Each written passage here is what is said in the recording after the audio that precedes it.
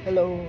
Sa mga nagtatanong pala sa akin kung fix ba talaga yung years ng approval para sa permanent residency dito sa bansang Canada, hindi po. Nagdidepende po yan sa application, sa processor, at sa pag-process or pag-submit ng mga requirements nyo.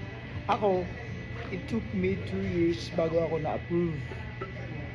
So, may mga kaibigan ako na 1 year and a half, may mga kaibigan ako na more than 3 years, may mga kaibigan ako na 1 year lang din.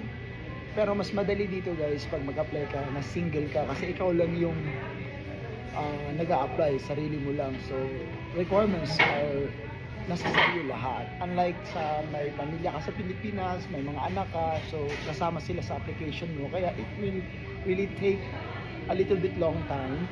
Pero nagdidepende pa rin yan sa processor at nagdidepende sa pag-submit ng papers mo. So wala pong fixed na years ng approval ng permanent residency dito. So all you have to do, kung gusto mong mapadili siya, kailangan up to date ka and then always mo i-communicate yung consultant mo with regards sa mga papers na dapat mong i-submit. So ganun lang, dapat i-submit mo lahat ng mga dapat i-submit.